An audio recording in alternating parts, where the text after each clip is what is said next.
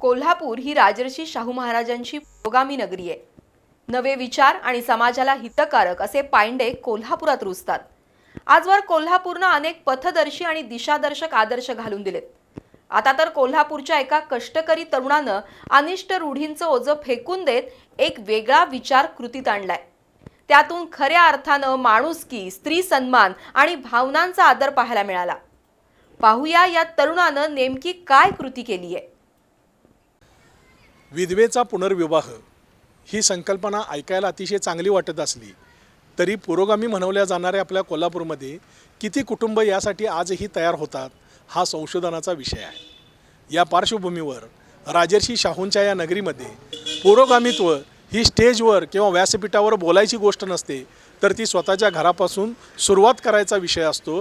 हे दाखवून दिलंय शिंगणापुरातल्या युवराज शेले नावाच्या एका पुरोगामी खऱ्या अर्थानं असलेल्या युवकानं। आज स्वतःच्या आईचा विवाह लावून देणारा हा युवराज राजर्षी शाहूंच्या विचारांचा खराखुरा पाईक ठरला आहे। त्याच्या या पुरोगामी आणि क्रांतिकारी घरामध्ये आता आपण जाऊया।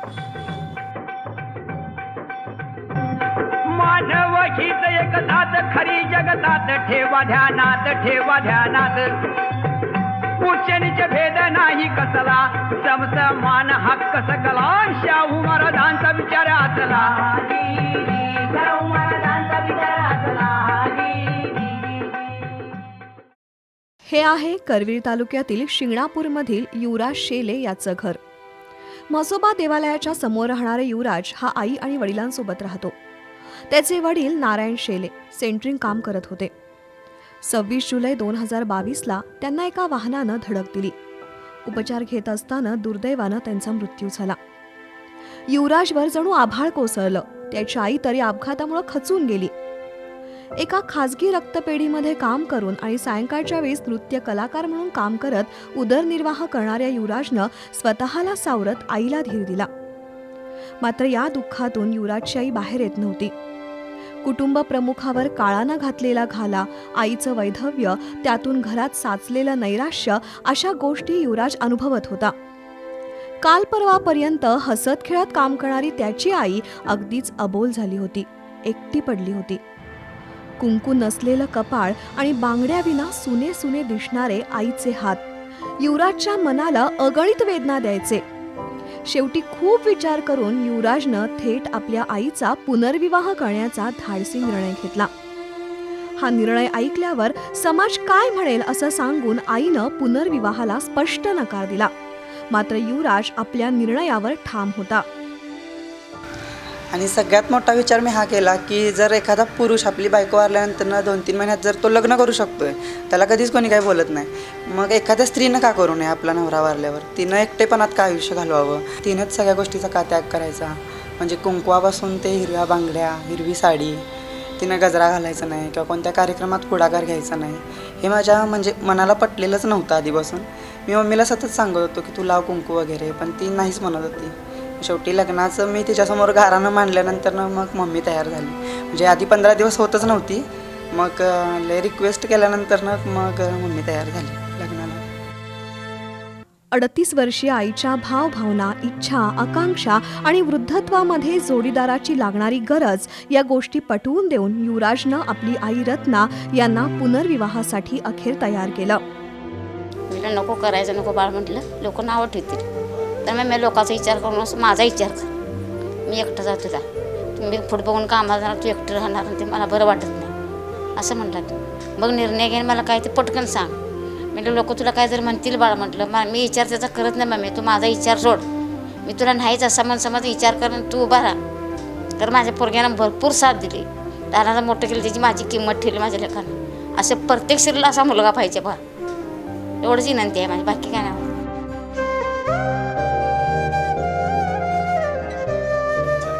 भरपूर विचार केला माझ्या पोरग्यानं, खूप विचार केला। असं जगात एक पोरगा आहे माझं, जगात एक।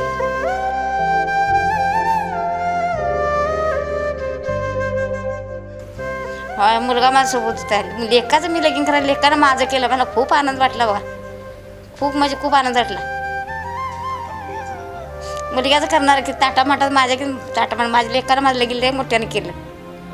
विधवा असून मी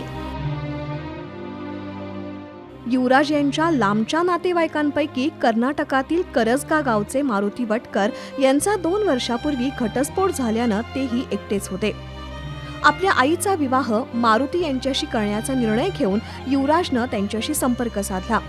परिस्थितीची जाणीव करून देऊन युवराजनं मारुती यांना विवाहासाठी तयार केलं आणि दोघांची संमती मिळाल्यावर गुरुवारी 12 जानेवारीला शिंगणापूरमध्ये आपल्या आईचा पुनर्विवाह युवराजनं लावून दिला. या विवाहामध्ये त्याच्या गल्लीतील नागरिकांनीही मोठी मदत केली. सर्वांच्या सकारात्मक पाठबळामुळे आपण खुश असल्याचं मारुती वटकर यांनी सांगितलं. तुझी इच्छा असली, त्याच्या पोरग्याची संमती असली तर तू लगीन करून घे जा, असं मला संमती दिलं.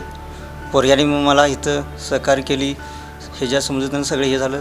गल्लीतले बी साथ दिलीत माणसं भरपूर सगळेजण. आनंद आहे, आता काय अडचण नाही. पोरग्यामुळं आम्हाला निवांत आहे. जमिनीच्या खुदाईसह बांधकामाची कामं करणाऱ्या मारुती यांना आपल्या घरातच ठेवून युवराजनं एक वेगळा आदर्श घालून दिलाय. अलीकडं छोटं मोठं सामाजिक काम केल्यावर त्याचा ढिंडोरा पिटणाऱ्या आणि गावभर फ्लेक्स बोर्ड लावणाऱ्या शेकडो तथाकथित समाज सुधारकांच्या पार्श्वभूमीवर युवराजनं आपल्या कृतीशील उपक्रमातून दिलेला संदेश निश्चितच संवेदनशील मनाचा आहे. मुलांना आईचं लग्न लावून देण्याचा हा प्रकार म्हणजे माणुसकी, भावनांची जाणीव आणि नात्यांची समज याचा जणू आरसा आहे. आई माझा गुरु, आई कल्पतरू, आई सौख्याचा सागरू असं म्हणणारे शेकडो तरुण आपल्याला समाजामध्ये भेटतील. पण प्रत्यक्षात आईच्या भावभावनांचा, तिच्या इच्छा आकांक्षांचा विचार करून, तिच्या भवितव्याचा विचार करून अशा पद्धतीचं कृतिशील पाऊल उचलणारा युवराज शेले हा माझ्या अंदाजानुसार जिल्ह्यातला नव्हे तर राज्यातला एकमेव तरुण असावा. कारण समाज आपल्याला हसेल पण समाज आपल्याला पोसेल का, हा धाडसी विचार करायला सुद्धा राजर्षी शाहू महाराजांची निष्ठा, राजर्षी शाहू महाराजांचे विचार अंगामध्ये असायला लागतात. ते युवराजनं आपल्या घरातून कृतिशील पाऊल उचलून शक्य करून दाखवलेलं आहे. आणि म्हणून युवराजला बी न्यूज आणि कोल्हापूरवासियांच्या वतीनं मानाचा सलाम. बी न्यूजसाठी कॅमेरामन प्रशांत आयरेकरसह ताज मुल्लानी.